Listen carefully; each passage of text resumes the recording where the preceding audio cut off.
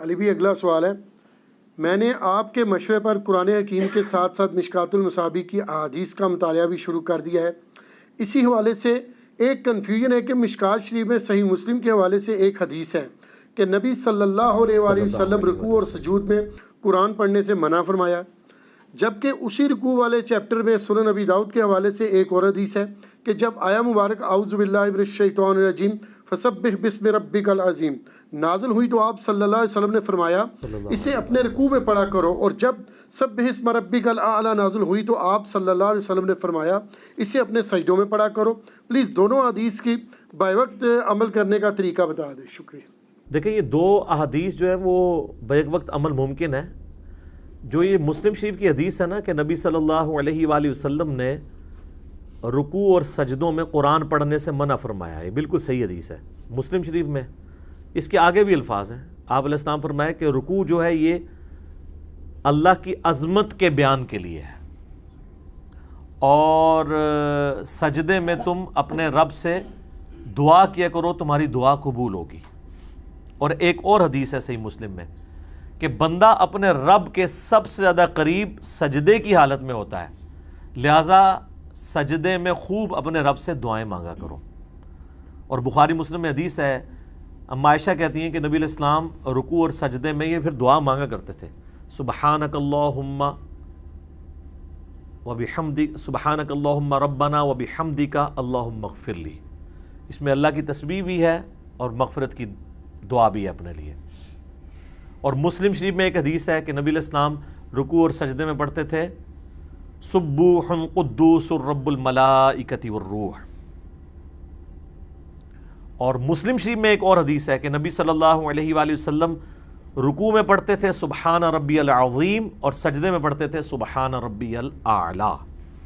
اور بیسیکلی یہ جو ابو داؤد کی حدیث آپ نے پڑھی ہے اس میں اسی کی طرف اشارہ ہے کہ جب یہ آیت نازل ہوئی نا فسبح بسم ربک العظیم سورۃ الواقعہ کی، کہ اپنے رب کی عظمت اس کی تسبیح کے ساتھ بیان کرو، اس کے نام کی عظمت بیان کرو، تو نبی صلی اللہ علیہ وسلم نے فرمایا تم اسے اپنے رکوع میں پڑھو۔ مراد یہ نہیں کہ یہ آیت رکوع میں پڑھو، مراد یہ کہ اس آیت میں جو حکم آیا نا اس کے اوپر عمل کرو۔ تو وہ کیا حکم آیا؟ فسبح بسم ربک العظیم، تسبیح بیان کرو اپنے رب کے نام کی جو عظمت والا ہے۔ تو نبی علیہ السلام نے اس کے اگینسٹ پھر وہ طریقہ بھی بتا دیا، وہ کیسے بیان کرنی ہے عظمت، سبحان ربی العظیم، مسلم شریف میں حدیث۔ دوسری تھی جب آیا سبح اسم ربک الاعلی، تو وہ مسلم شریف میں پھر اس کا طریقہ سکھا دیا گیا، آپ نے پڑھنا ہے سبحان ربی الاعلی۔ بلکہ مسند احمد میں حدیث ہے کہ نبی علیہ السلام جب یہ قرات کیا کرتے تھے نا سبح اسم ربک الاعلی، تو پھر آپ رک کے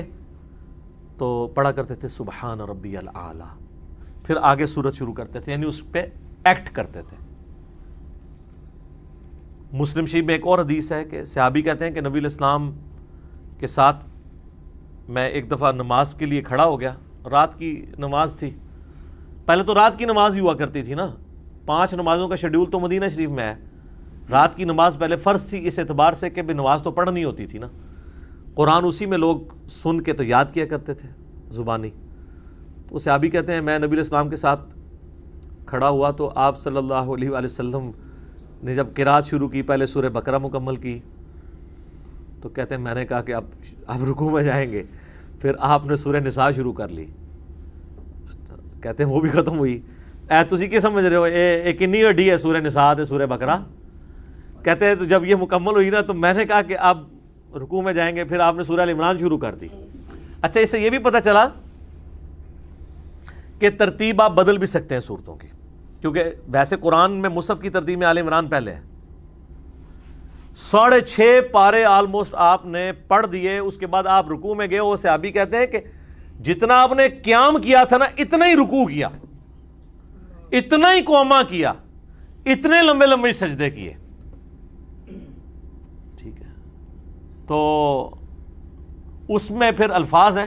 کہ آپ نے رکوع میں سبحان ربی العظیم پڑھا اور سجدوں میں سبحان ربی الاعلی، کتنی دیر یہی پڑھتے رہے۔ اور اسی میں الفاظ ہیں کہ نبی علیہ السلام جب قرآن پڑھ، اچھا آپ یہ نہ سمجھیں کہ خالی قرآن پڑھ دیے یا یعلمون تعلمون، نہ،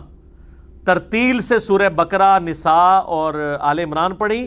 اور کہتے ہیں نبی علیہ السلام اس میں جہاں جہاں کہیں بھی عذاب کی آیات آتی تھیں رک کے اللہ تعالیٰ سے عذاب کے اگینسٹ پناہ مانگتے تھے، جہاں جہاں جنت کی آیات آتی تھی رک کے اللہ سے جنت کا سوال کرتے تھے، اور جہاں جہاں پناہ مانگنے کی چیزوں کی بات آتی تھی تو وہیں وہیں رک کے اللہ تعالیٰ سے پناہ بھی مانگا کرتے تھے۔ سارے تے کوئی 10-12 سپارے بن جاندے تھے، کیونکہ ہر دوسرے صفحے کے اوپر جنت کا ذکر، جہنم کے اعتبار سے اللہ کی پناہ مانگنے کا ذکر، یہ تو جناب اگر آپ اس طرح رک رک کے پڑھیں قرآن تو پھر تو آپ جناب یہ سورت بقرہ بھی مکمل کریں تو اس کے لیے بھی پھر آپ کو 5-7 گھنٹے تو چاہیے۔ تو یہ جو مشکاۃ شریف میں ابو داؤد کی حدیث آئی نا کہ نبی علیہ السلام نے کہا کہ اسے اپنے رکوع میں پڑھو، اسے اپنے سجدے میں پڑھو، مراد یہ کہ اس میں جو اللہ نے حکم دیا ہے اس کو ایگزیکیوٹ کرو، کہ عظمت کا بیان پڑھو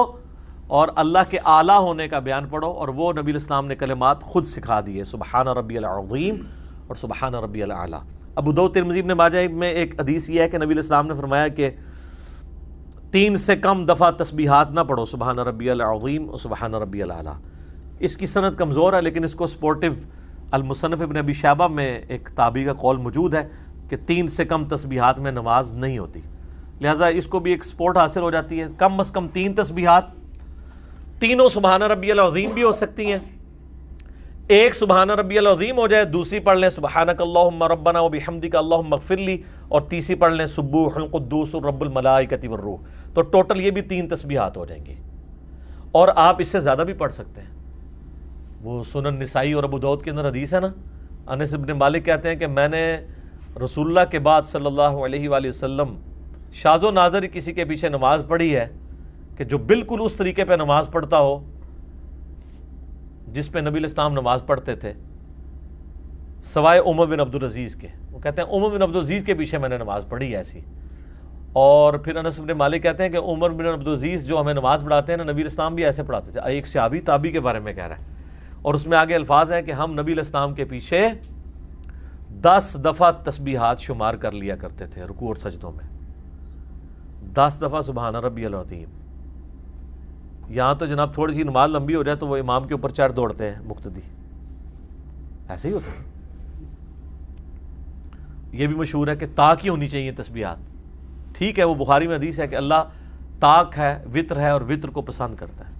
لیکن جفت بھی ہو سکتا ہے۔